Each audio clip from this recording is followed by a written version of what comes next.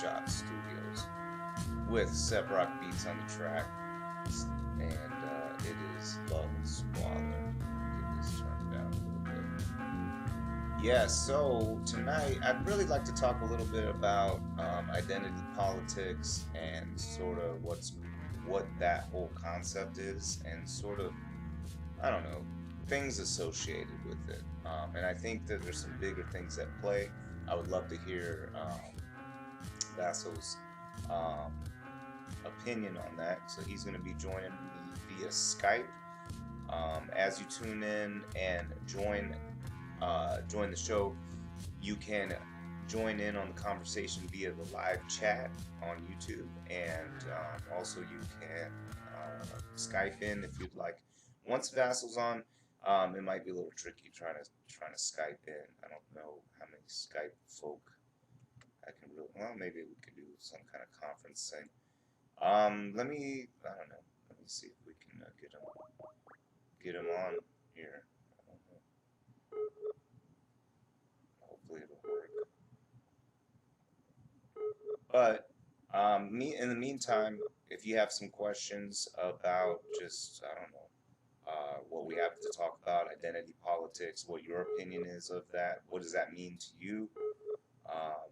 Let's talk about it. All right, so hopefully he'll be calling us back here in a second. I know with Democracy at Work, I think they have, this is a pretty new thing that's going on right now as far as the Democracy at Work Party. I'm interested to hear a little bit more about that. I don't really know a whole lot about it. I'm familiar with Dr. Richard Wolff, Professor I don't know, Richard Wolff, and he is a big proponent of worker-directed enterprises, basically cooperatives that are worker-directed, and with democratic control. So there are some little nuances and little things that go along with that. But it's really a big discussion about capital and labor relations. I guess if you want to boil it down to some kind of like really nitty gritty, like I don't know, the meat and bones of the discussion. But I talk about that quite a bit on the show already because I feel like that's sort of the main hub, the main intersectionality, I guess, if you will, to go along with this sort of identity politics rhetoric, the intersectionality of all IdPol, of all yeah, pretty much everything. Even in the little thumbnail I had for the show tonight, there's like, there's some dude in a suit. He's giving out a cookie and he's telling one dude to be afraid of the other dude stealing his cookie or something like that. And at the core of identity politics, we usually see some type, at least from my perspective right now. Let's explore. There's many layers to this onion. I always talk about tons of layers to an onion, and we're talking about the whole onion. It's hard to discuss every single facet as we just talk about an issue per se, right? So, what was I going to say? Anyway, so it all boils down to capital and labor relations. I feel like, and or a manipulation there, and even current identity politics stuff. I think there's some specialized sort of fissures, almost like a frack, like I used to work in the oil and gas industry back in the day. So one of the things that you do in order to produce natural gas and other hydrocarbon stuff like just oil and stuff. Oh, Vasil must be calling. All right, let's see what's going on. Hello, you are on the board. This is James. Can you hear me? Uh-oh. Can you hear me? Oh, here now, maybe. Oh no. Alright, so maybe we'll have to try this again. Sometimes we have technology issues, it's just part of growing up, growing pains, One of us is calling. Can I mute this? I'm gonna mute this thing for a second. Here we go. Oh, here we are. Hello, James? Yes, Vasil, right? Is that how you... I'm sorry, I don't want to mispronounce your name, sir. Yeah, that's right. Yes. Thank you so much for joining in. And let's see. Yeah, you are, you said you're the press secretary for Democracy at Work. Is that right? That's right. Is anybody else with us? Looks like we may be... All right, hold on, let me see. Actually, I haven't checked. I don't have a live producer, etc. So, I have to juggle. Hold on, let me see. We have two people watching. Hey, Superfan Chris is on. What's up, man? So we have a couple folks watching right now. People may be jumping in and out. I just have you patched in audio only, unless you want to. Would you like a little window for people to see you and stuff, or? My camera's trash. We can just do audio. My camera's trash too. I'm filming this thing in a freaking shop, like a mechanic shop. So, I mean, it's sort of neat ambiance, I guess, if you're in the sort of one, like you get a hint at what I'm working on every week of the show, good or bad. This time, this is in this little beige machine, if you're watching, is a 1967 Mercedes-Benz 250 SE that I'm working on right now. But if you are listening later in the audio-only archives, it is just a beige-looking or tan-looking old car sitting in my garage. All right, so we should go racing with my 1973 Yugo. Hey, man, I'm all for it. I feel like I'm a mechanic slash backyard engineer who believes that all machines have potential, even Yugo. I would love to mess with a Yugo. Put a wide body setup on it. Put some sticky Yeah. tires.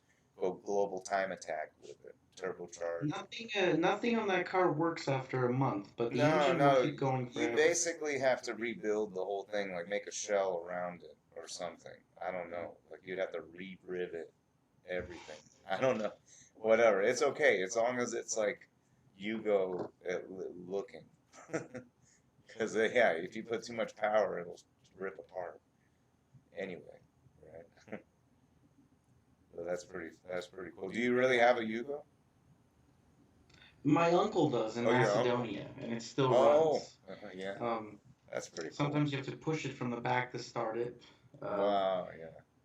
but it's an impressive machine that was built from socialist countries that we sold all over the world because it was so cheap. The joke was that people in America would tell their kids, go buy cigarettes and on your way back get a Yugo.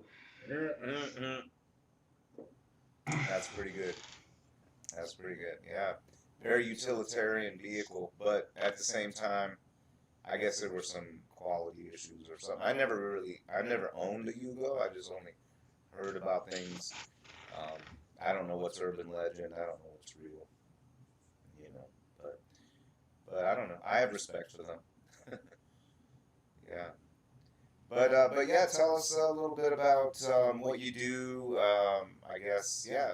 What is the Democracy at Work Party, and sort of like what's I guess and what's on your mind. And I also know IdPol. I know that I wanted to talk about your thoughts on identity politics and how that relates to what your movement is up to. So go ahead and tell us a little bit about what's going on with Democracy at Work Party. Well, thank you for the opportunity to speak to you about it. Absolutely. Um, the Democracy Work Party identifies with a movement, the Democracy Work Movement in America, which is a movement to uplift workers from their current state um, that is based on the labor contract that they enter, the employee employer contract. So, the way that workers have evolved, we've sort of gone through one exploitative contract to another. We were slaves, um, and then we were serfs, and then we were employees. And some of us reached those stages before others, and that created a lot of unequal development even among the lower classes. But no matter what stage of development we're in with those contracts, they got to go. And we need a democratic contract that allows workers to um, directly appropriate the value that they create in the workplace. And that's what this movement is about. In a nutshell, I'm going to give you a little bit of backstory to tell you why it's necessary. Um, the way that workers have been mobilizing in the past 150 years has always been around some movement, um, some organization of labor at the center. The first one that we had was the production union. It took about 40 years to grow into a massive force in the United States and many other countries. The production union was really good at grassroots campaigns, at outreach. Now, is that's different than say stuff like your apprentice type journeyman or whatever. What's that? The guild type labor and that kind of stuff, right? Yes, it was an Did they have outgrowth their of own things kind? like the Gilbert's unions, and then which Did were an they have outgrowth of their those own? feudal Oh, relationships. I see. But the production union's first priority was to revolutionize production and give it under democratic workers' control. Later on, things changed quite a bit, and it turned into an organization that's more so for job security and for higher wages, as it is now, which they still do. There's about a six people who work for unions get at least um, I think something like over 6% higher wages, no matter what their concurrent is in the same field. Um, but the reason why the production unions were very flawed was because they couldn't incorporate other identities and other uh, and political power into their praxis. No matter what they did, the production unions were always indirectly affiliated with power, and they couldn't find a way to bring that power over to the worker side. And they always had this incentive, the union bosses, to deviate from us and to betray us and go work for things like Can Democratic can you Party. can you get And into a as far little as bit? social movements, as far as the women's movement and things like that, they never really incorporated that in a way that was satisfactory. Can you And get so the into? production unions ended up Can you falling talk apart to about that? something like the political organization. Well, can you talk about that a little bit? Let's rewind it a little bit more. I think there's a dynamic there that I think gets lost on folks sometimes. You were talking about um, there was there was always some kind of there was the representation or something somehow always got adulterated. Can you say that again? Go backwards a little bit about how there was always a connection to power and somehow can you tell us a little bit more about that? Yeah, What you were yeah. saying? It goes with what the next thing I was about to say. The production union was indirectly affiliated with power, which means that they didn't hold any actual political power and institutions under their own hand in order to empower workers. And secondly, they were built along this employee employer formation where the union bosses were separate from the workers. And gradually over time, as the unions grew, they became even more and more separate into what they are now, which is some things that we just kind of elect a union to represent us. That union comes over from Washington D.C. or elsewhere, and we're not that really connected to these officers that we elect. Um, and those officers themselves have an incentive to work for things like the Democratic Party, where they can get um, where they can get a real power for themselves um, and for their particular organization, but not for the overall unionist movement. So that's how you get something like the culinary union in the United States, which doesn't even back Medicare for all and didn't even back Bernie Sanders. They thought he would be too radical, despite the fact that their members do. They didn't. So there's always it's been very difficult for us to control the union bosses who are separate from the workers. That's always been the flaw of this organization. And the people who noticed that were essentially the Bolsheviks. And in the 1910s, you saw that socialists had sort of rallied around, not around trade unionism, which was denounced by a lot of socialist political parties, but by political parties themselves. And the political party had its own advantages. The political party was able to outreach very effectively. They were able to keep ideological control amongst themselves, and they were able to directly link the workers to power. But they had their own problems, right? The political party was also very hierarchical, and it was short-term oriented, as political parties do. And in the long term, you saw the problems with that. You had political parties in Russia and these places kept investing over and over in heavy industry, even though capitalists were actually wisely turning around to technology and to other tertiary sectors. So the political party itself was very flawed too. It was based on this hypocritical aspect that this highly hierarchical organization is going to lead to egalitarian society, which it couldn't do, and it replicated employee-employer formations in those countries. And so, what did the workers do then? Well, one growth after another, we ended up organizing through the social movement, which is where we're at now. The social movement was able to solve the problems of the previous two. It was able to um, explain inequality and outreach it to various parts of the population and get the word out without a sort of clear hierarchy. And it was able to incorporate these small groups. It was able to incorporate women into the movement. It was able to incorporate African Americans and so on. But the problems with the social movements are also that they're ideologically compromised. They're very easy to ideologically compromise because they don't have that clear leadership. When you say, what do you talk about? When you say ideologically compromised, what does that mean? Well, I'm about to say it. Ah, okay. What Sorry. it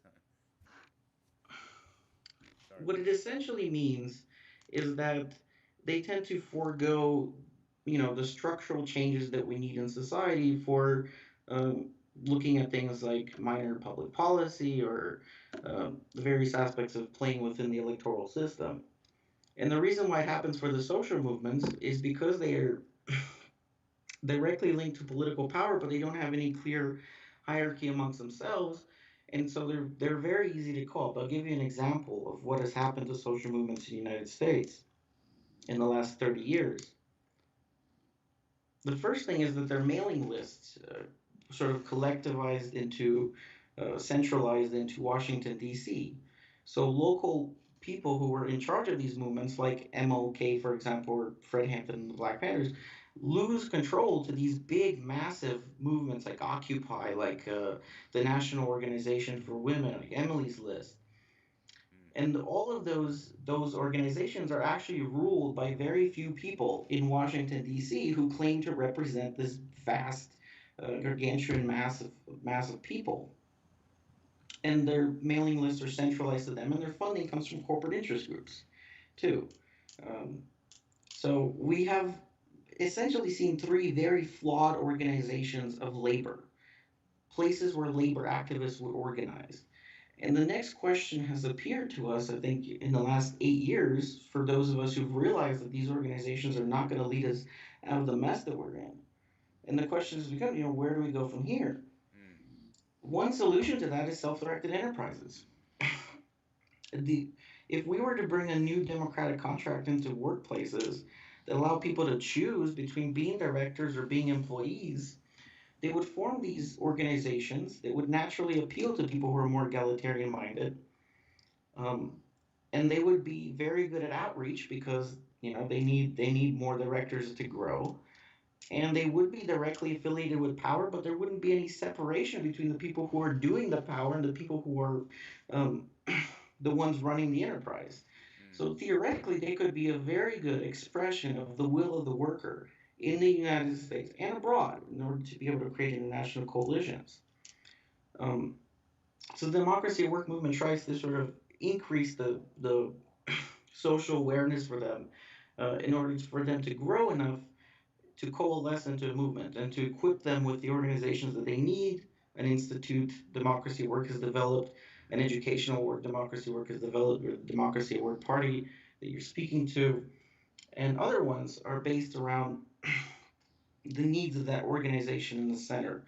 Um, and so that's one of the main reasons why people tend to gravitate towards this movement, because it's like there's an actual purpose, there's a central tendency, there's a central method of analysis. How do we rank our growth? It's by how successful we are in lobbying for these enterprises. And overall, when those enterprises grow, we have this revolutionary theory that they're going to be able to replace employee employer firms as the mode of production, um, eventually. So, So that's my interaction and why I find it appealing. There's many reasons why other people would want to join. That's just me. well, sure. Well, what do you think the biggest impediment? I mean, I have an idea, but I want you you you tell us what is the you think the biggest impediment to people sort of going along with the movement that you're talking about? The biggest impediment is also our biggest strength, and that is that it's a new movement, and people are stuck in the old way of thinking, um, where they need this political vanguard, or the trade unionism is going to save us, or let's all join social movements of people who agree with us, and let's make our preferences happen somehow through some uprising or whatnot they have in their mind. And we have this sort of historical analytical view that people have gone from slavery to serfdom to employment in a certain way. There has to be a new labor contract at the bottom that forms. People need to start joining that new thing, and that new thing needs to start, interacting with society in a way that organizes around its own interests against the old interests, which are designed to turn people into employees. Even conservatives understand that our education system is designed to turn people into employees. We don't want that. We're actually on the same side a lot of the times with liberals and conservatives. They would actually listen to neo critiques of capitalism. They would be able to see that. Um, But the base of activists that we need at the moment is lacking, and but it's gonna keep getting bigger. It's been getting bigger since 2008. Um, but that's our direction that goes. We have to be able to build our base of activists first in order to be able to push for this thing. Um, so people need to have an open mind and engage with us. Right. Well, yeah, that's I think I've found as well that there are a lot of shared sort of viewpoints to some degree, but I find that there's especially in more, I guess, what people would deem conservative, quote unquote, um, terms, or not terms but circles, you get sort of this really weird ad absurdum kind of reaction to things. It's like, okay, let's talk about the schools.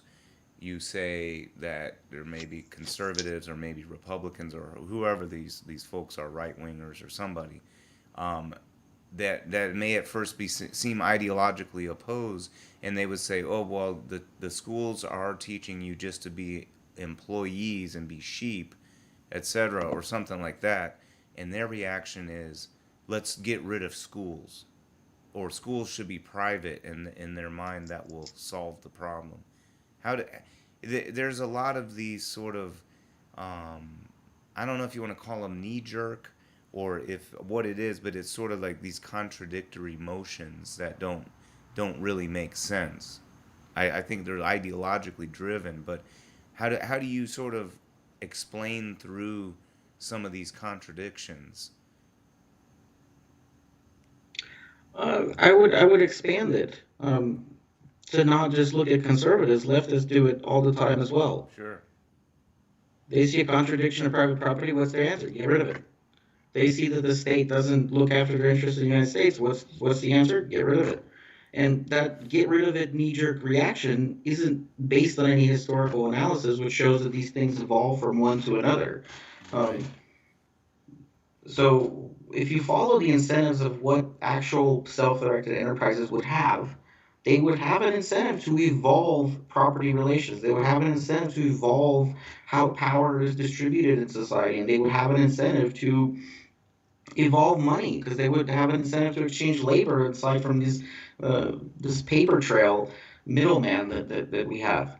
But it all starts with actual incentives that people have in front of them, not their preferences. So if you want to trace this back to sort of an original thing of where does this hypocrisy and these double standards come from, it comes from the idea of liberalism, which is that society is built around individual preferences. It's not. You can't go back to the Pharaoh's Egypt and bring capitalism, no matter how much you and your friends like it back there. You can't organize people for capitalism in that society. It doesn't. The conditions don't exist. So, um, if you follow it that way, how can we change the incentives? You will naturally come to the conclusion that these things are going to evolve, and the way they are now might not work in your interest. There's ways to improve upon them. That's not just changes in policy and curriculum and all that nonsense that doesn't work, but actual deeper structural changes that change the meaning of them fundamentally. But no, you can't just whack something upside the head that you don't like and hope that it goes away. I understand that knee-jerk reaction. You see it among leftists and conservatives, maybe in different areas, but it's there. And it comes from the fact that everything is based on our preferences. What do you like? What do you don't like? Get rid of the things you don't like. Support the things you like. Totally not how it works. So, Hmm. it's a challenge, but we'll get through it. People are realizing that these things, education system, is not a monolith, and the Right. way it is right now is very corrupt, but it won't be like that forever. Well, what do you think is the closest vector for change in the way that you speak? Like, what's the next step right now? Well, for people to act differently in our analysis, and this is repeated in, I think, many of Richard Wolff's books, who's one of the main organizers in um, another section of the movement, the educational work, is that for people to interact differently, um, they need to be themselves in a different interaction in the first place. So it's kind of circular, but that's just how things work. Somebody has to be the person who introduces a new mode of interaction, and then that reciprocates along other people. I think that's consistent with research that we have on things like the social brain and neuroscience. If when people enter the workplace as directors, when they have a choice between two separate contracts of how to arrange their labor, you will see the mentality start to change in the brain on a very, very deep level. Um, that doesn't isn't just based on thinking; it's even based on the actual neurology of it itself. It's very interesting. That's not my field. I'm in political science, but yes, your brain will change according to different interactions. What do you think about this? There's some folks out there talking about consciousness and frequency of thought and of energies and things like that. I don't know if you've heard of this type of language, but there's different folks that are sort of these guides, if you will, spiritual-ish kind of guides that are talking about I mean, everyone from Russell Brand to Landria Anka or whatever her name is. There's a few different people that are talking about this sort of awakening, a conscious awakening that people are having across the board. Um, and of course, it's not everybody, and you still see people who are, I guess, the way to describe it, like thinking and living in this sort of lower frequency um, plane or something like that. Do you like? Does that kind of speak make any sense to you? It absolutely does. Okay. Um, Yes. Please elaborate. we've explained it a little differently though than I'm sure I don't know about frequencies, Sure. but from one system to the next, what really changes is how people see the embodiment of labor. Something you need to consider. Slaves were seen as tools, Right. right? Serfs were seen as like servants, and so far, for the majority of our history in capitalism, workers have been seen as commodities, as assets, Yes. as something perishable. And I think Marxists have left the question open of what would labor embody after capitalism. That's been an interesting question, but we're seeing that we don't think of ourselves as assets anymore. We don't want to be employed by other people for their whim. Um, so yes, consciousness is going to change. The second aspect of consciousness is that it takes on a character of something that's in front of it that it embodies by placing it onto itself. That seems vague. Let me sort of explain a little bit. For a while, leftists have thought that class consciousness is something that you educate people into, and they've noticed that that's not how it works. Um, I do think that your consciousness is expressed in part, at the very least, with the payments that you make. Mm. Right? That's something that you disperse from yourself, and it embodies your consciousness. I have a consciousness of I want a sandwich. I go and I buy it. I expect to get it. Um, the incentives are completely different again under worker self-directed enterprises.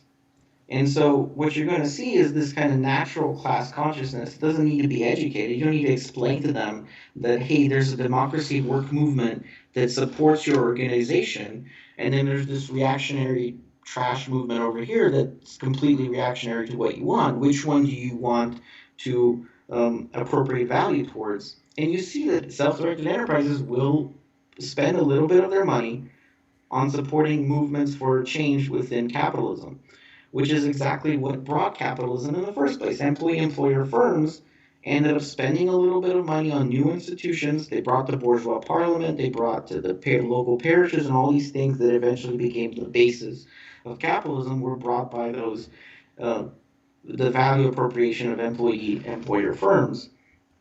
And you will see the same thing happen here, where people are consciously aware of the fact that they need to make payments toward different things and create new institutions in society. That is an expression of consciousness, and people will see each other differently. They will not look at each other the way that we've grown up in our generation looking at one another. Um, so yeah, thank you for that question. It's a very deep level thing. Well, I mean, I think that I don't know. I sort of feel like I live in some kind of bridged gap between a lot of the spiritual ish talk and how that sort of tempers with um, how material reality, I guess, for lack of a better term. And so I think there's folks that talk about how you you or I or we manifest the reality that we're living in. And I think that to some degree there's some explanation to this, but I think that there is a some type of conscious awareness that's becoming more. I don't know what it is exactly, but there is something that's allowing people to be a little bit more critical. But I also feel like this. There's also a component where people don't know how to be critical. They want to, ever so bad, and they get real passionate about it, and they want to have their own take. They want to have their own, like, everyone wants to be the special snowflake, I guess, in a way. Not, I mean, to sort of take it to the absurd. What now has been turned into right wing lambasting rhetoric for liberals. It was this idea that everyone's individual and special, but at the same time, in an avalanche, the individual specialty of each snowflake diminishes compared to the colossal power of the collective of snowflakes. You know what I mean? But they're still individual snowflakes, and so I don't know. There's this sort of there's this ebb and flow between what you're capable of doing, but also what other people within the same material reality as you are capable of doing. And sometimes their reality bumps up against your reality, and that is the system that we're sort of living in. So there's some things that we just have these pressures that we have to that we are under that don't necessarily mean that they're natural, um, and yet we are by I mean, just by default, by no fault of our own, but simply by default, we are natural beings. And here we are within a system where we have a chunk of people who would just as soon say that our interactions and our reality as we are living it now is the natural state. And in fact, what we have evolved to do. What are your thoughts on on people that say, well, if you can't find enough skill and capacity or value to make a living in the society, then society has thusly given you their value to reflected back the value of your worth in pay.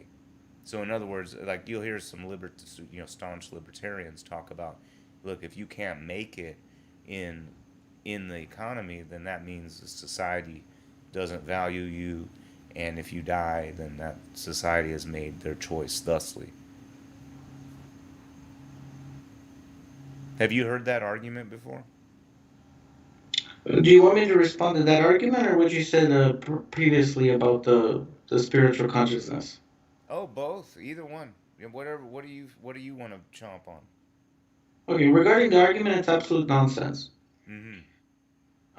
Capitalism took over 200,000 years of human history to enter here, and the idea that it decides for us all our place in society is not new. Let's lift the mask off. It's religious. Mm. You know, that's what it is. It's this want that we have of people who are suffering that they'll be in a better position or that they deserve it or something like that. It's always had a theological basis. People are not less theological. They're just less people who identify with religion, but they identify with the free market, which operates under these very similar placement principles that, if you analyze, don't actually occur. We don't want to pay 30 years for a house. That's not a social decision that people made. People who made the house got $15 an hour, and we paid 30 years for this bricks and nails they put together by those people who made. Um, $15 an hour. Sure. It doesn't have to be that way. It's not like that in other places. One of the main reasons that China is enduring is because of their housing projects and the reformation that they made to public land holdings in the past and public finances. Sure. So, so no. On the other hand, the nature argument is something that's very heuristic. You know, how do you disprove it or prove it? But let's say hypothetically that it's true. So what? Change is part of human nature. You know, that's the we've had that conversation since ancient Greece. People say it's nature. Other people say, well, change is nature too. So, you know, it doesn't lead anywhere. One of the Well, oldest views of social class was that it's based on kind of like parenting without love. That's something you could find in Aristotle's writings. hmm, And a lot of the ancient Greeks thought that social class was linked to a form of parenting. Um, that could be true too. If you look at how people parent their childs, firstly they direct them and they command them very strictly, and then they sort of turn them into servants, and then later on they sort of commodify them and turn them into their assets before letting them go. Um, it's impossible to prove how what effect nature has on social class and where it comes from. What we also know is that the economy is not a monolith. It is a process that keeps growing. So no matter where it comes from, that's the one constant that has always held true, that the consciousness of people is not going to be the same as whatever its economic endeavor is at that time. We no longer want to be somebody's employee and have this boss above us that takes, billions and billions of dollars. Well, we make beans an hour, you know? right. So those people that have to put up that nature argument and have to realize that, you know, it's nature to nurture too. Well, I And mean, they have to take our preferences seriously, which are changing. 70% of millennials are socialists. 30% are communists. Um, Gen Z is changing their orientation toward wanting systematic change too. right. Well, I think the big question becomes what will that look like, and whether or not even though those folks have the same idea of what socialism is as you, for instance. I feel like that's one of the problems we have in trying to discuss things in general is that there's so many sort of definitions, I guess, or understandings or whatever. Especially when I find myself talking to a libertarian or something like that about socialism versus capitalism, I find myself sort of battling against made up things that I don't know, or basically being accused of wanting, Stalin to come back or something like that. Um, and this have being a just having to articulate like, no, I'm talking about a democratic control of workplaces. Really, that's all I'm talking about, and things can start sort of falling into place from there. Just before we you joined the show, I was sort of giving a precursor about identity politics and how I feel like a lot of identity politics discussion ends up becoming a sort of a ruse or a red herring to take off the scent of capital and labor relations. That a lot of identity politics issues actually in the grand intersection is labor and capital. And so if we transform labor and capital, and we've already taken a stand as a society to say that we won't own people anymore, and now we need to say we won't rent people anymore. And having people be able to have democratic control of the enterprise, especially the profits that are being created by their own labor. And I believe also having, at least to some degree, having the benefits of equity to be able to share in the assets that may have been built over time within that enterprise. I think that's an important component. I know we talked before, um, and that may or may not have been necessarily a big deal to you, but um, Oh man, I was gonna ask you. Anyway, so what are your thoughts on on sort of identity politics and I guess Well, let that me plays. respond before you ask me something concrete about Sure. identity politics to Yes. what was just said. Um, I love what you said that we don't own people anymore, but we need to stop renting them. Yeah. Um, in a gist, we think that we've gone so far, and the differences between one contract of labor to another is not that vast. Mm-hmm. I mean, the incentives there are so different, and they create this very different society.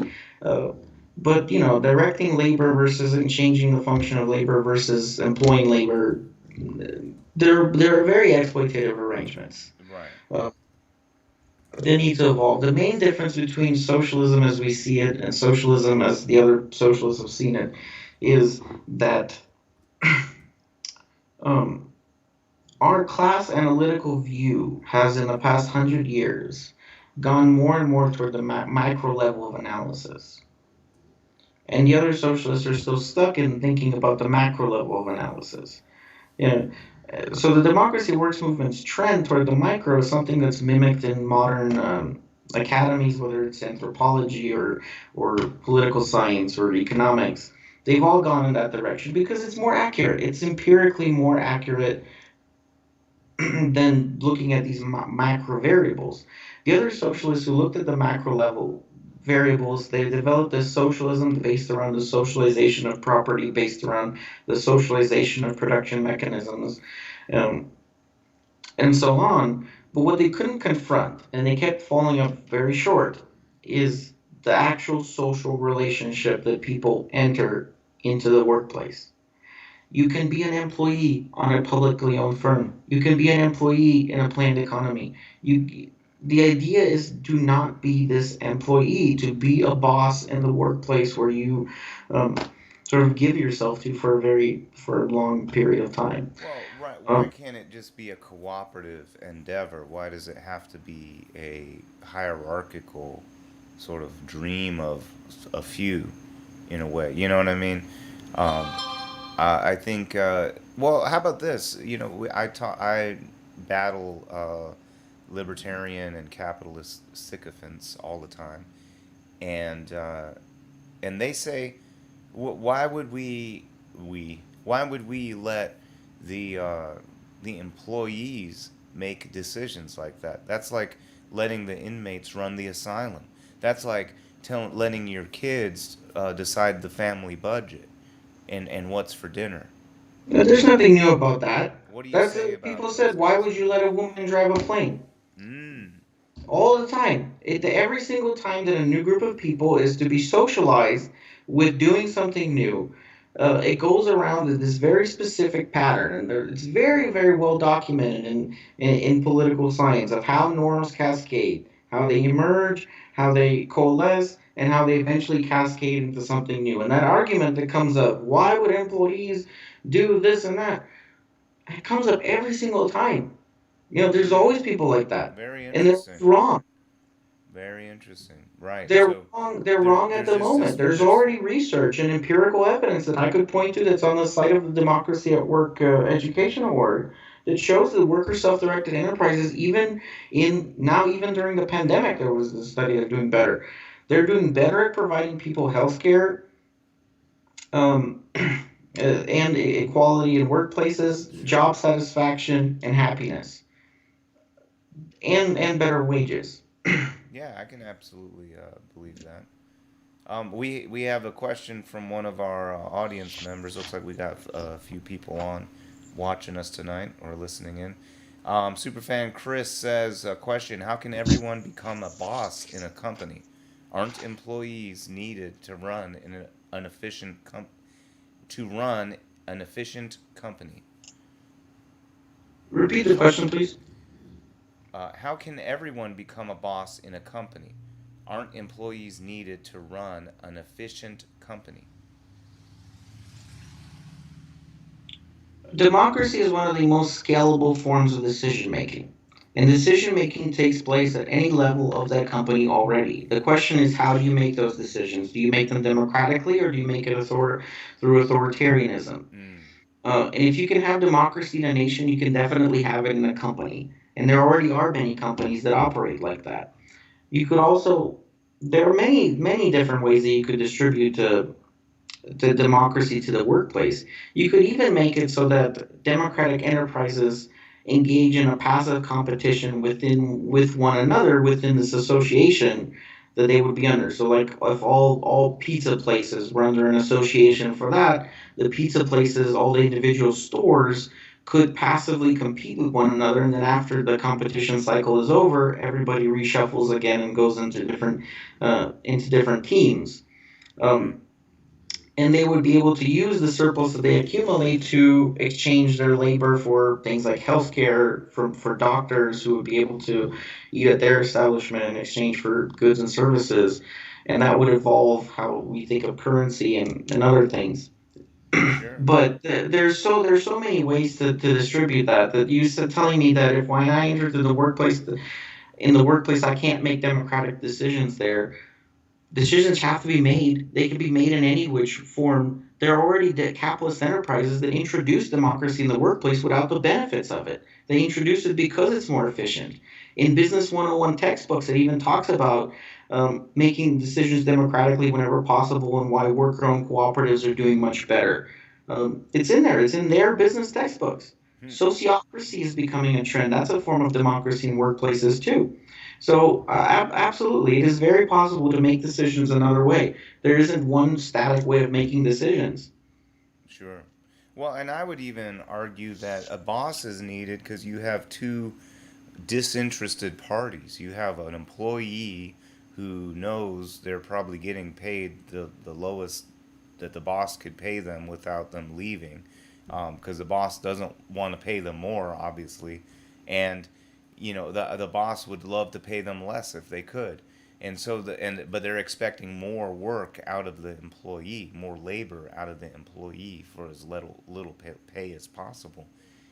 So if everybody was a boss, in other words, if everybody had a say in what kind of work they were doing and how the profits that the enterprise was creating with their labor was distributed, I would contend that they wouldn't even need a boss because they have a direct vested interest in making sure the enterprise succeeds, because like the little red hen story. I don't if you're familiar with it. You everyone gets to eat a piece of the bread. If we're all chipping in and working towards it. You know what I mean? So I wouldn't need a boss. That whole level of management can be gone because I you don't need to stand over my shoulder to make sure I'm efficient, because I have a vested interest in making sure I'm efficient, because I'm going to get compensated for it in the end or something. You know what I mean? The same way that the owner class would have been compensated, or whoever was directing profits. You know what I mean? I love the way that you explained it without using the Marxist jargon of alienation. Um, Oh but yeah, well yeah, it is we're alienation, but nobody knows what that means when you yeah, say exactly. when So you that's say why I alienation. like the way you explain it. So Very good. it's this conflict, Oh, and people feel that, they know that, and Marx even talks about it, but it's like you got to use it in different. You have to talk about it in different words. When you're sitting in your interview, knowing that whatever number you're asking for, the boss is going to try to get lower. And whatever work you think you're going to have to produce, you probably have to produce more. You know. I'll just add. I think you explained it very well. I'll just add one more thing to that. What makes something more efficient from one system to the other is the fact that you can exchange medians. Hmm. That's what made capitalism more efficient than feudalism. Is all these feudal things that were there to force uh, even the lords and even the upper class into doing what they were told ended up disappearing.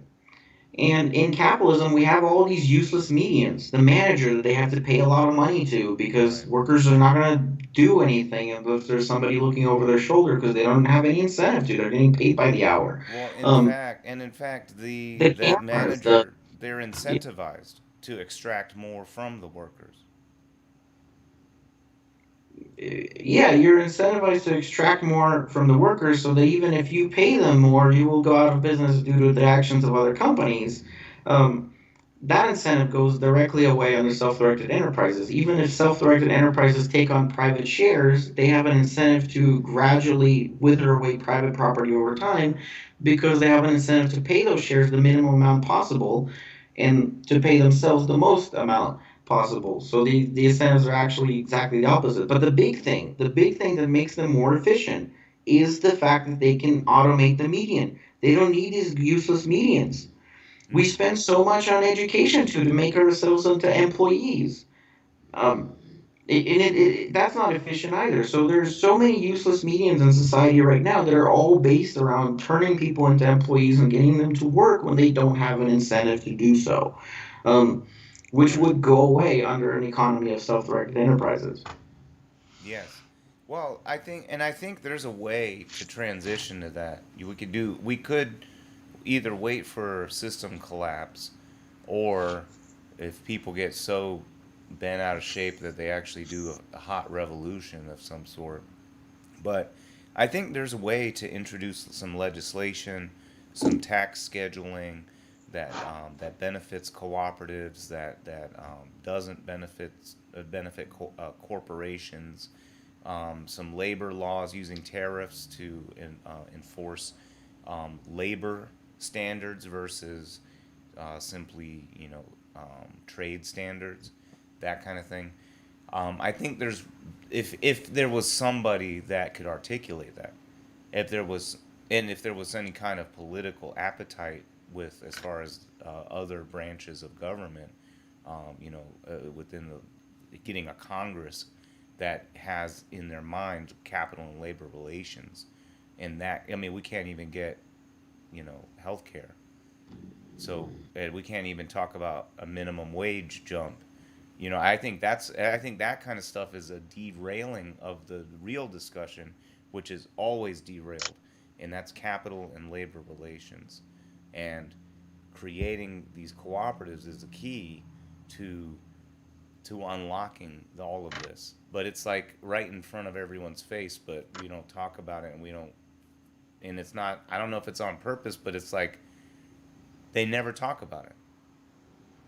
In all of these No, debates no. about capitalism and socialism, there's always this like this straw man of government control and central control and like vanguard, party control, and it's like no, we're not talking about that. How do you break through that? How what do you think are some ways to break through that? There's a lot to unpack here. Let me go back to from the start of what you said to the ending.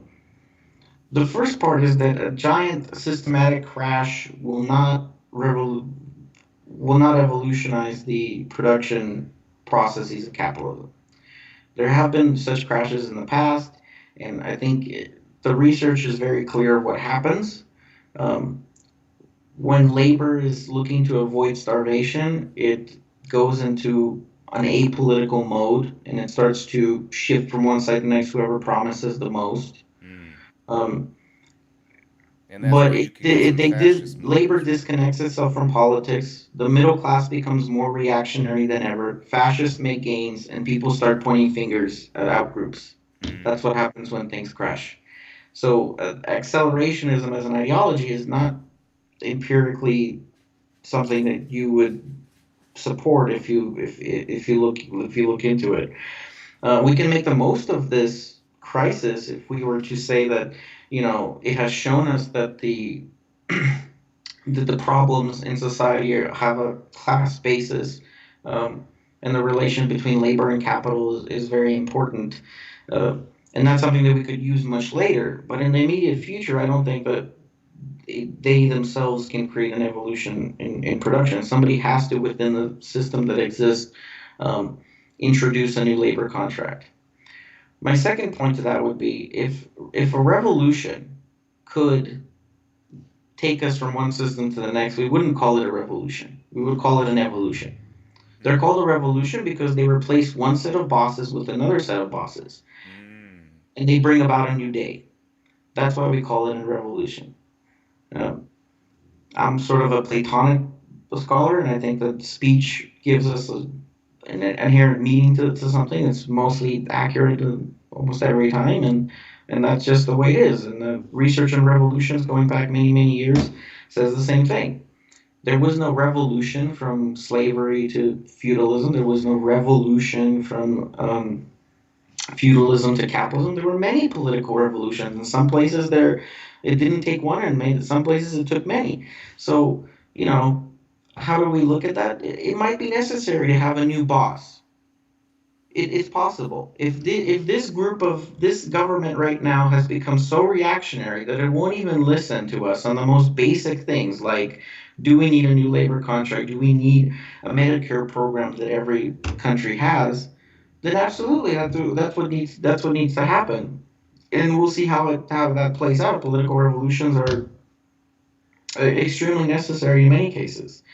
Um, so that's our take on that. But the first priority is to lobby for those democratic contracts directly.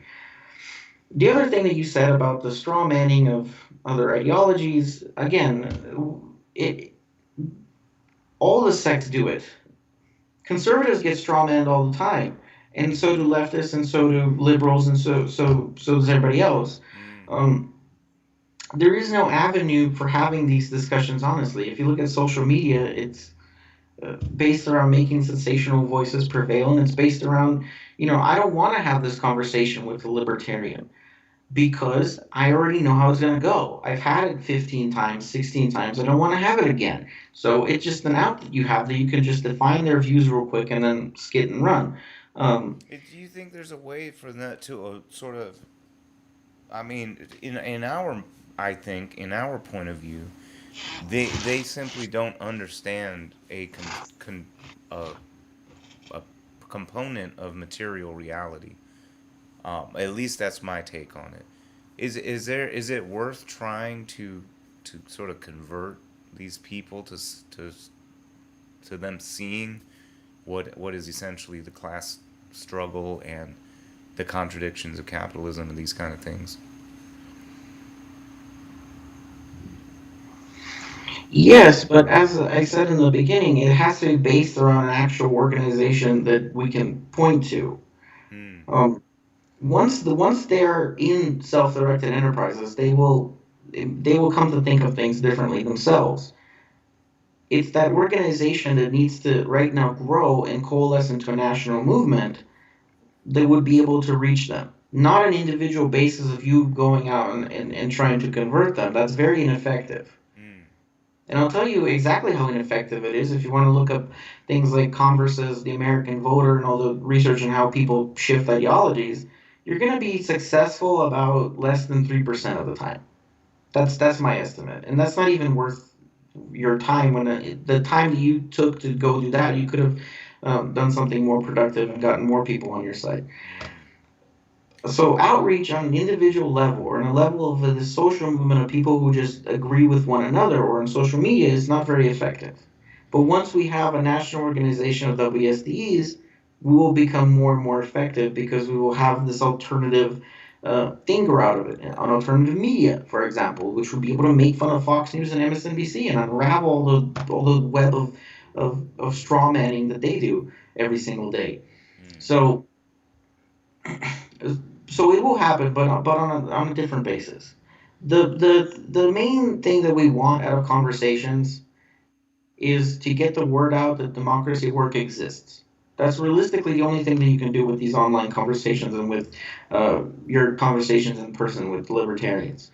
To make sure that they know that this movement exists, whether they like it or not, and eventually they will come to accept that its goals are genuine, egalitarian. They're not going to centralize things into state power, and all the things that they were told about that movement is false. And you Right. plant that image that this movement is growing and this movement is passionate, then they will come to think of it a different way over time. But that takes a very long time. It takes maybe 10, 30 years for people to change spectrums like that. Wow. Well, I mean, is that per person, or are we talking about like from a movement to start to catching on to having like basically like a normalization of their of their No, worldviews? that's from person to person. It takes them decades in order to switch sides on the spectrum. They might go from one type of conservative to another, but for them to go from um, this perspective to a left perspective, it's very rare. As far as norm cascading goes, that's one of the things that is unclear. Right now, we're in this stage called social movement aviance, and that's defined by high fractionalization and a bunch of groups with different methods of analysis going off different directions who don't understand what they really want and don't understand, can't come to an agreement on what the meaning of the movement really is. If you look up that term, it describes exactly what, I'm sorry to introduce poli sci jargon, but that describes exactly where the socialists in America are at. Mm. Mm-hmm. That will change, and we're already seeing that there's a new thing forming. This norm emergence stage is coming and is starting to overlap it, where we starting to know what we want. We want workplace democracy. We don't want to recreate the past, and we don't want to just whack the things upside the head that we don't like and say abolish, abolish, abolish. We want this very specific thing. We want to change the incentives and do things from the bottom up. And more people, whether they're part of the democracy work movement or identify with it or not, are starting to identify um, with that new norm. Once that emerges, then it will go through a very tough time where it will be straw man and all that, and then it will cascade very quickly. The cascade part is very quick. Mm.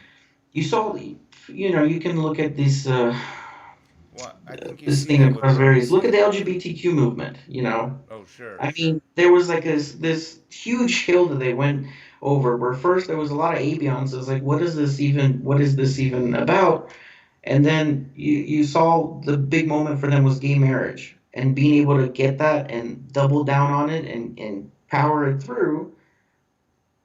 All of a sudden, they cascaded very quickly Mm. because once you introduce something very new and it becomes no longer okay for everyone else to be against that thing, that's when people understand that this movement is legit and this movement needs to be taken seriously. So they went through the same stages. The moment where it looked like things were toughest for them and they were being attacked the most, as a social movement, they were accused of, trying to get rid of Christianity or whatever the crap people were throwing out there. All of a sudden, it cascaded very quickly once they got gay marriage passed. And so the same thing could happen to us. If we get a new labor contract passed and this new national organization coalesces and people can identify it, all of a sudden people will know it's not okay to be against that labor contract anymore. And it's not okay to just think that there's one form of economy that needs to erupt anymore. Boom. It'll cascade very quickly and we'll have a new mode. Well, so you're with the Democracy at Work Party, so it's a political party, is that right? A political organization, yeah. We're not running candidates per se. We have supported candidates in the past, and we don't really know how we will address electoral politics as of now. But there has to be a political voice to the democracy at work movement, and we're trying to bring that um, equipment to the movement. There's already, as I mentioned, all these other organizations that are based on academia or education or recreational things. There's a co-op that does games. Um, so the movement is sort of growing. There's about 500 self-directed enterprises in the United States, 3 to 500 actually, and it needs all the social capital that it can get. Political voice is one of those aspects. The role of a political organization has changed exponentially for the last 100 years. It's not the same. We're not the vanguard of the movement, but we're very necessary in its growth. Absolutely. Well, so what politicians right now are running with labor and capital relations at that labor type contract? That I mean that labor contract you're talking about, that type of thing. Who's running on that kind of platform? I recently met a gentleman in Utah, James Singer, um, who ran on that type of thing. And this year, we're going to try to reach out with Green Party, with other third parties, the American Solidarity Party as a candidate that would support self-directed enterprises. And um, so I'm not proficient on exactly which candidates. James Singer was a Democrat. These other people are not Democrats. Hmm. Um, a lot of people they want workplace democracy, but they don't really know how to really define it. And we present them with this concrete definition and concrete legislation that they can pass. Democratize the Enterprise is our lobbyist group. That's a separate thing from our organization, but they make bills for this movement. And Mm-hmm. when we give them that, people tend to be responsive.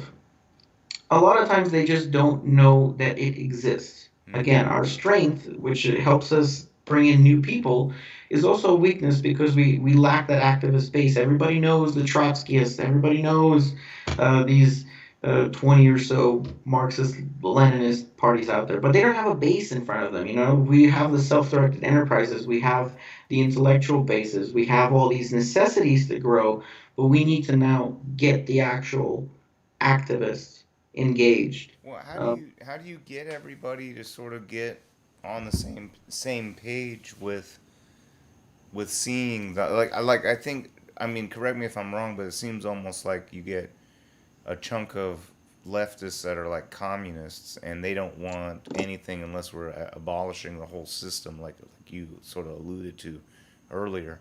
And then there's some other folks out there, maybe some socialist folks that like you and I, that see what's going on, and see that changing this relationship, this contract is going to change other is going to have a lot of ripple effects through society in general, and change the relationship of people with labor, with money, with each other, etc. But then there's a lot of other people that are sort of still bogged in the quagmire of conditioning, because there's so much. I feel like every time I talk to someone about even democracy at work type of concepts, I have to sort of like wash away a lot of stigma and this sort of conditioning that's there. What are some of the things that, like, how do you get some of these guys to come to see democracy at work as sort of this funnel to coalesce everyone into? that's an excellent question. It's one of the main reasons why we built this organization is to come up with a way to communicate directly to left activists and talk to them about why it's necessary to identify as democracy at work movement. Mm-hmm. Not with our party. We don't particularly care if anybody is a partisan of the democracy at work party, and nor do we ask them to be one. But we have to identify with an actual movement. In the history of the United States, movements have played a major role that are important. That happens out of necessity because of the two parties and their electoral rigging to maintain themselves. The progressive movement, the labor movement, the civil rights movement, it has to be part of a movement. And we can have these disagreements that they have, but at the end of the day, they don't have any real reason to be against the democratic labor contract. It shows their hypocrisy if they are. And some of them are.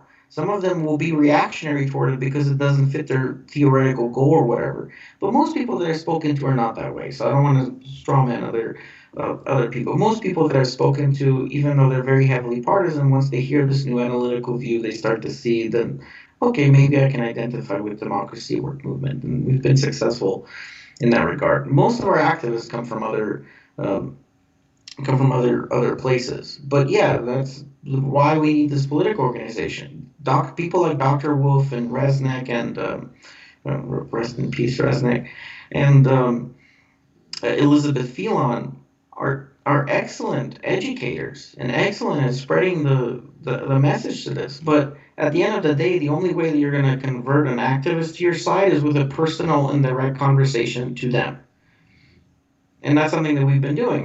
That's why I reached out to you in the first place. And we're reaching out to all sort of people who have these little who have the shows and the podcasts and YouTube and social media and so on, and spreading the word in any way that we can.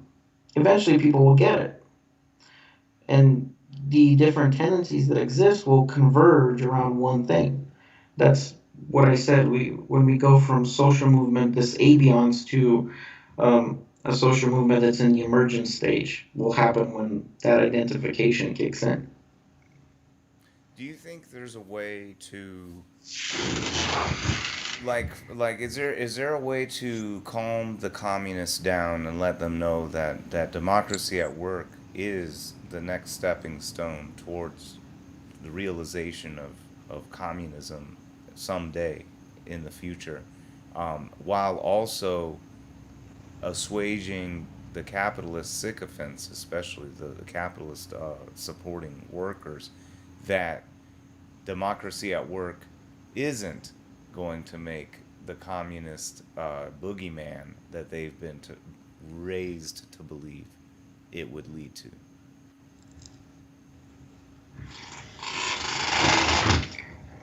Um, Like for instance, the well, communist like let me give up go some ahead. party secrets here.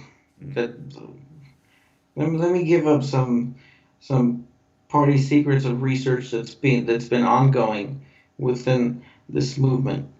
Specifically, we have to start thinking about these different things not as different ideologies, but as different ethos.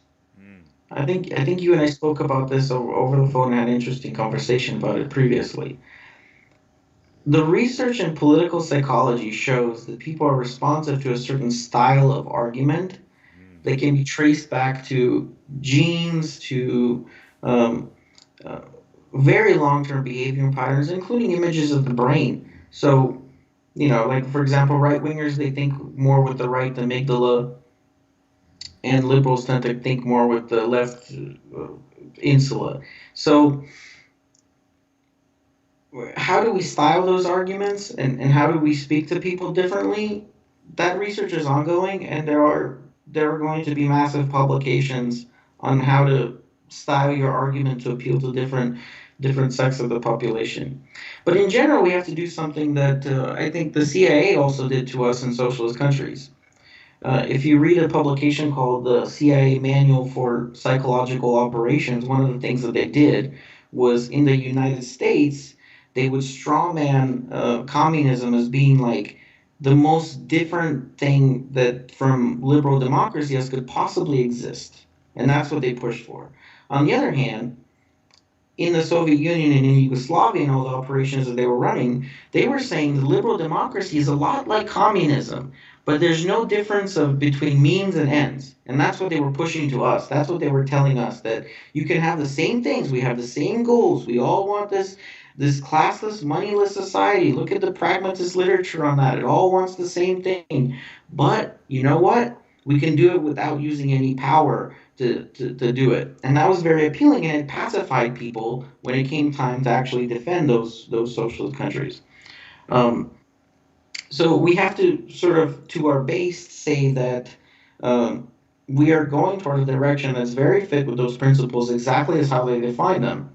And here's why X and A, B, and C, why this is the best way to go about doing it. But when we talk to people on the other end of the spectrum, we have to be able to tell them that, look, we are a lot like you, and here's why. What about So, what about those guys, the say like the libertarians or those capitalist sycophants that say, well, show me where this has been successful before. Where show me the there's country. 500 enterprises in the United States that use what we want, and those are being successful. And there's an international cooperative association that is successful. And many of those are WSDs, not all of them. Not all of the cooperatives that are part of the ICA are WSDs, but many of them are. So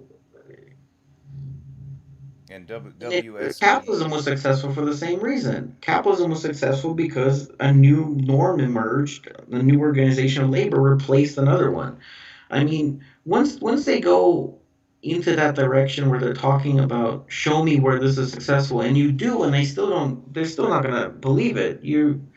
Uh, Again, you have to think back to what do you expect out of that conversation. We engage the right in order to gain recognition. We don't engage them in order to change their minds on the spot because that doesn't happen. Um, we need at this stage recognition, and we need to be able to convince leftists to support us. That's where most of the focus is. Hmm. Yeah, I mean, there really is that the need to unify something that's not on the right, and basically something that goes not just not just a little bit less harsh neoliberalism. Yeah, we need like literally like this type of movement. And hopefully there are some politicians that are running with this kind of stuff. If someone was interested in running for office with this type of focus, what would be their best bet?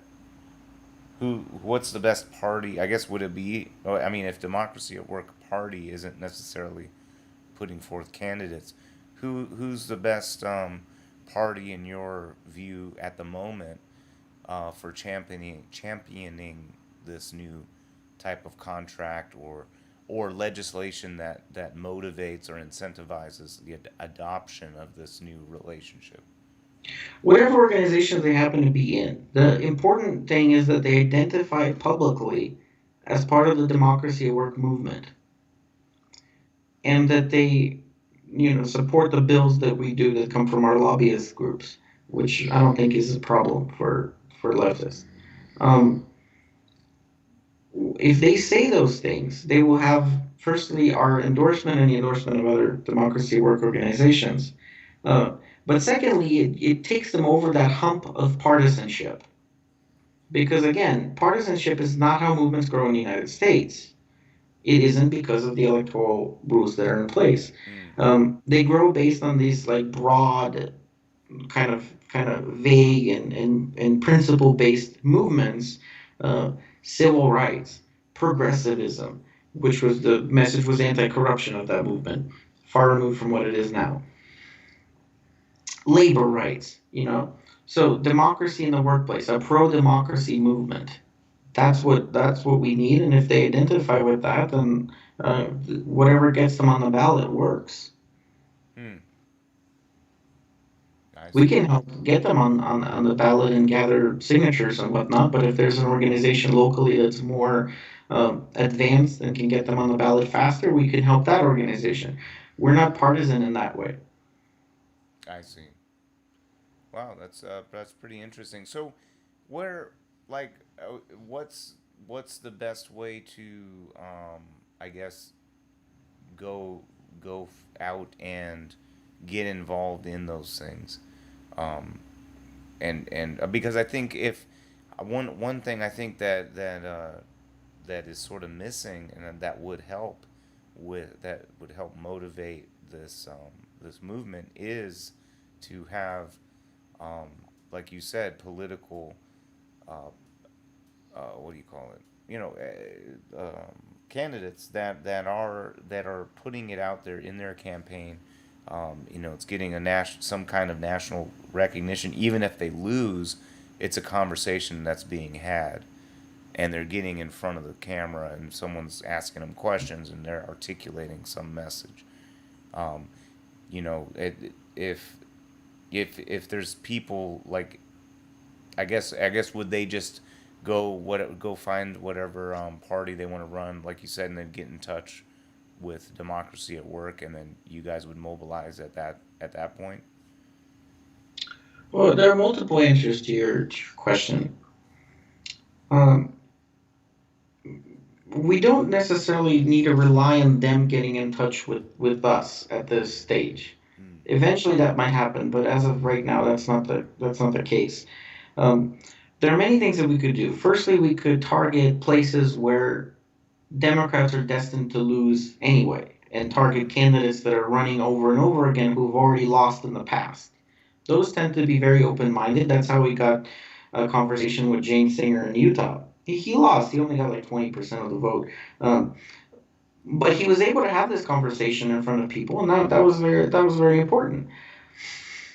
There are there are ways to do it within the Democratic Party, the candidates that always lose, and hopefully candidates that might have a chance of winning. And there's ways to do it within third parties. But it's right now it's up to us in order to make contact to them at this stage. Mm, I see. As for people joining and the best way to do it, think about my advice to them would be to think about what is their personal skills and then join the organization of democracy work that best matches that. So if you are an academic or an intellectual, um, something like the Defense Information School of our party, which is working on those documents of how to communicate and um, is studying neurology and things like that.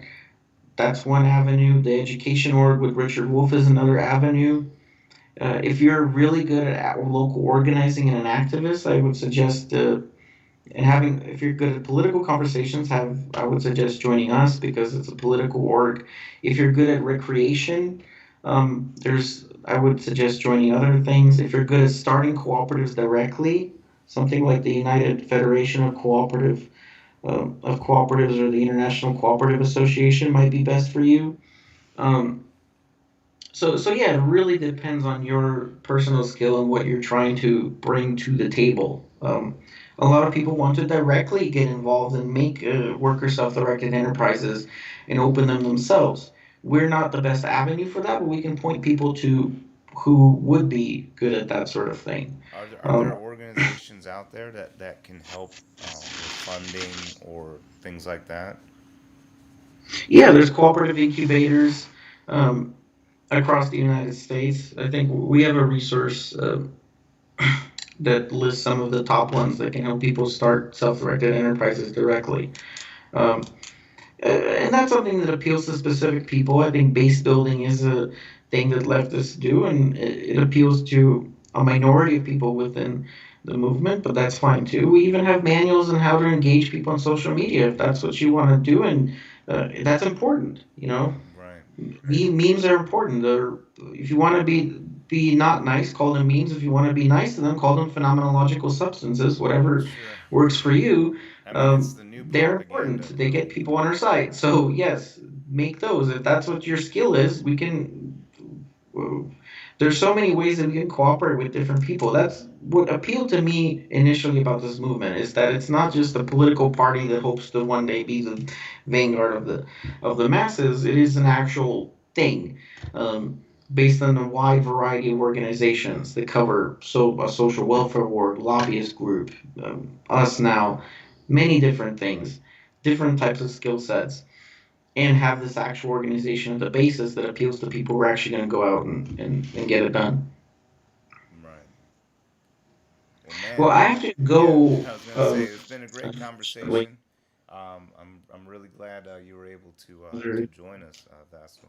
Um, Democracy at Work, and they should check that out. Anything you want to go ahead and tag before we close out? we're upgrading our website right now, but democracyatworkparty.com is going to be up again in about a week, and we'll keep people posted on there too. Okay, Thank you very much for having me. absolutely. Thank you, and hopefully we'll be having you on again. Definitely. See All you. right, talk to you later. All right, y'all. Thanks again for tuning in to another episode of The Boyd. And let me get this back on. You know, of course, we got Seprock Beats gonna be coming in just a second. Hold on a second. What is my oh, what's happening? Oh, jeez. My now my let me see here.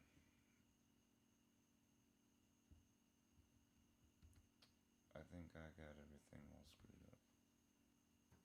Here we go. That's good enough.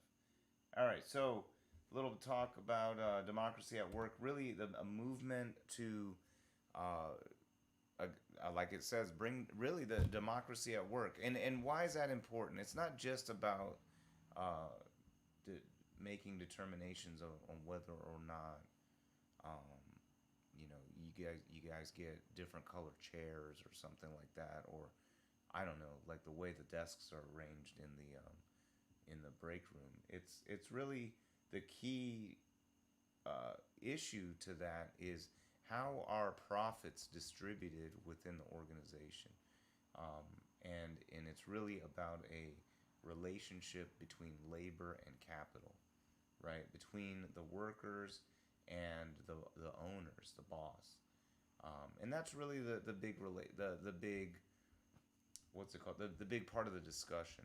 So a lot of times you hear capitalists, or when I talk about critiquing capitalists, a lot of times the supporters of capitalists get all in a bunch, and they think, well, it's because there should, well, I don't really know.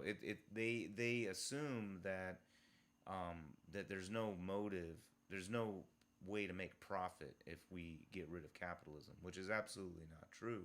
In a worker self-directed enterprise, or basically a cooperative, worker cooperative, you're still making profit.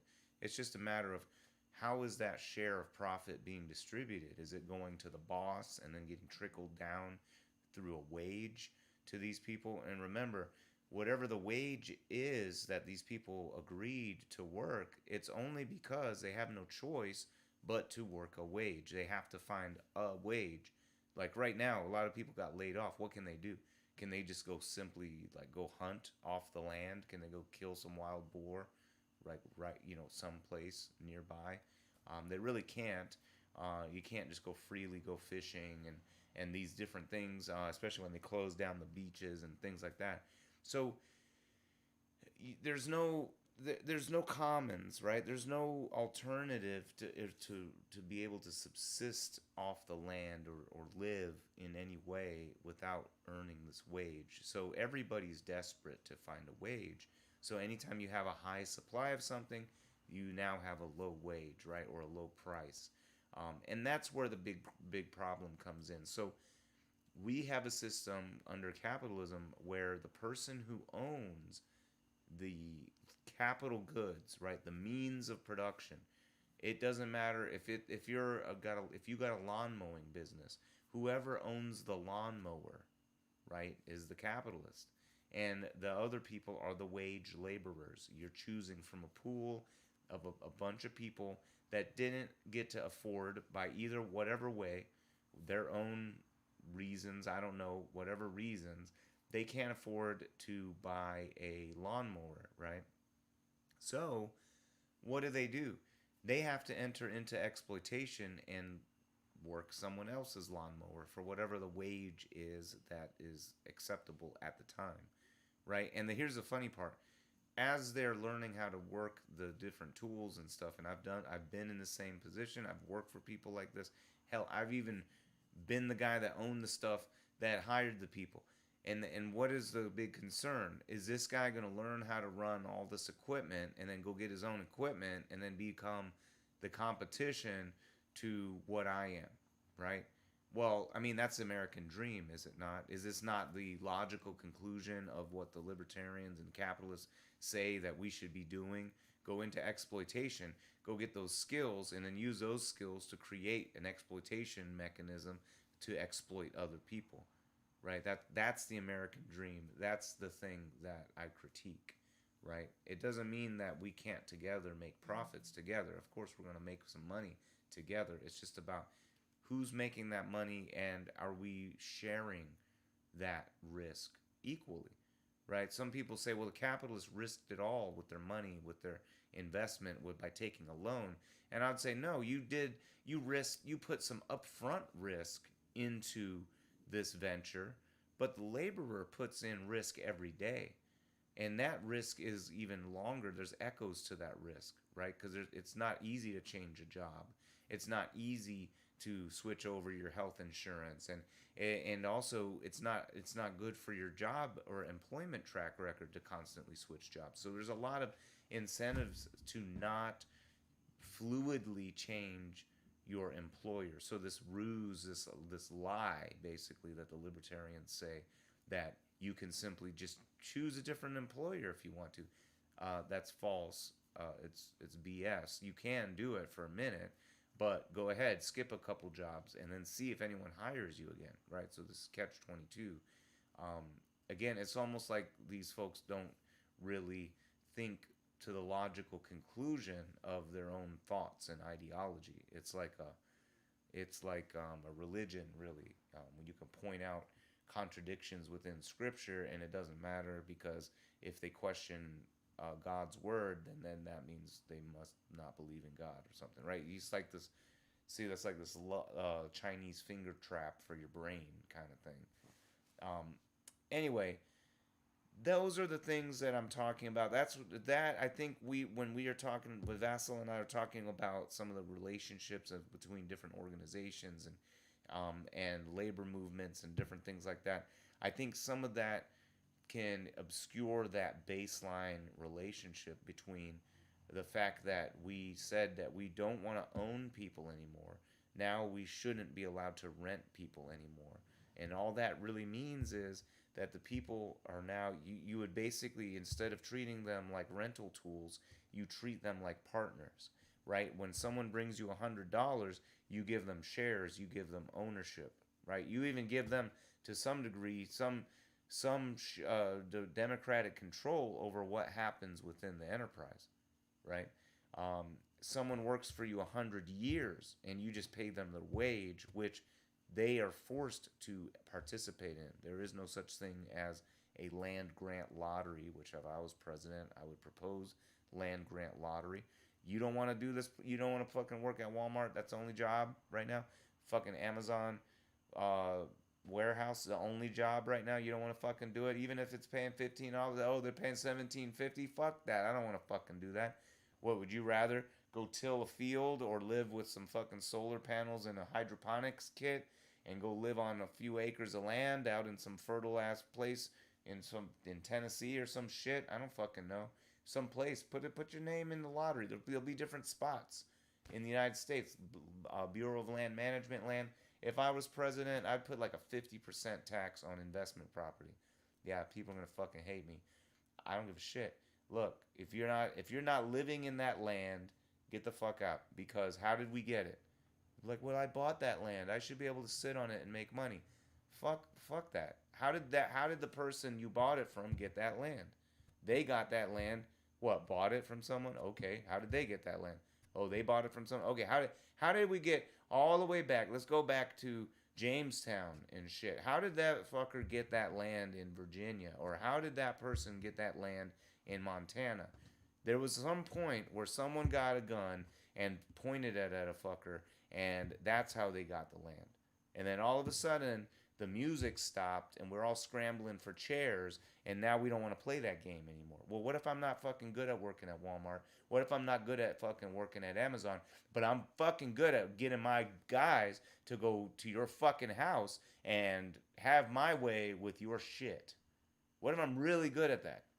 Right? Well, but we don't play that system anymore. Oh, we don't play that anymore. Right? How convenient.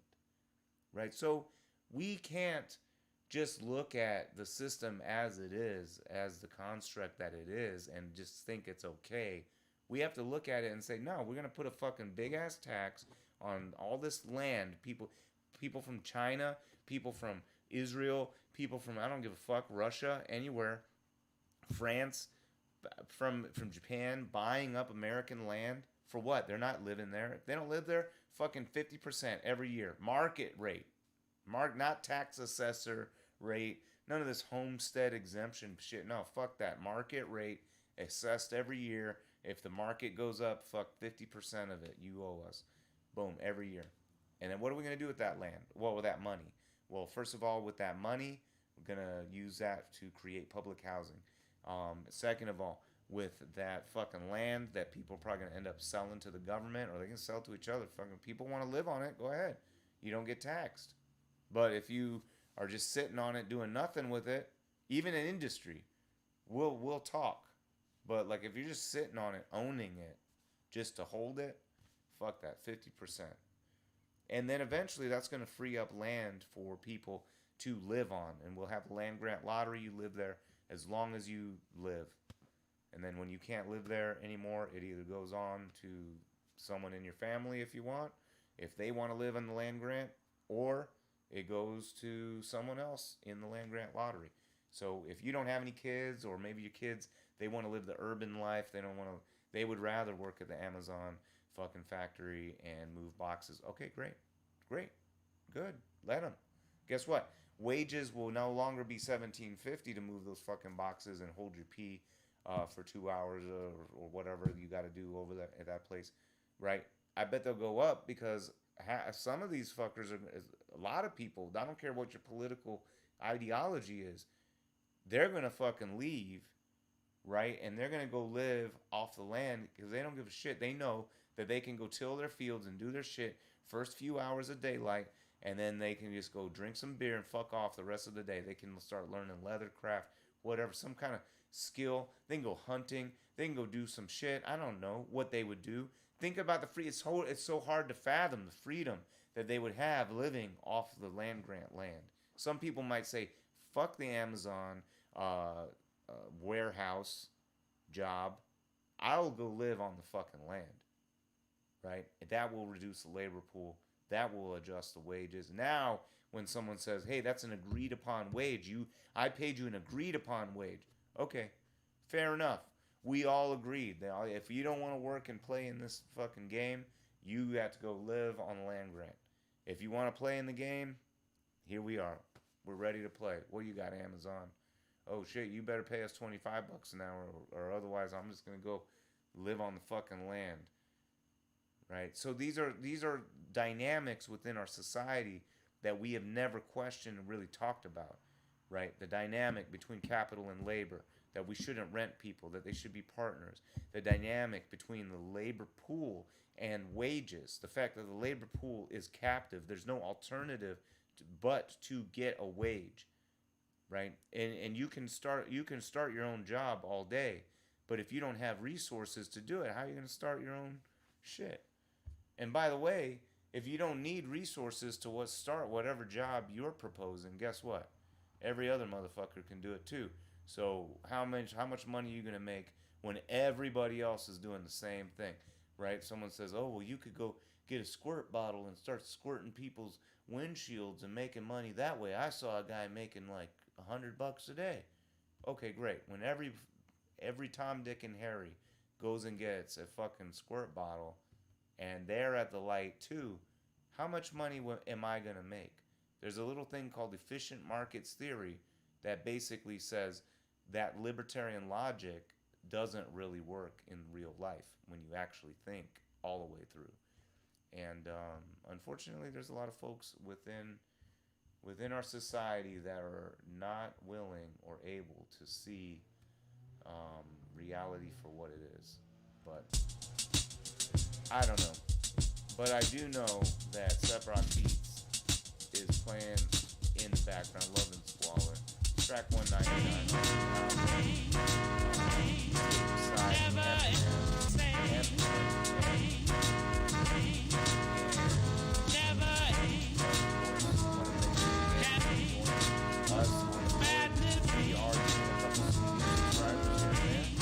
Tell your friends. This is not like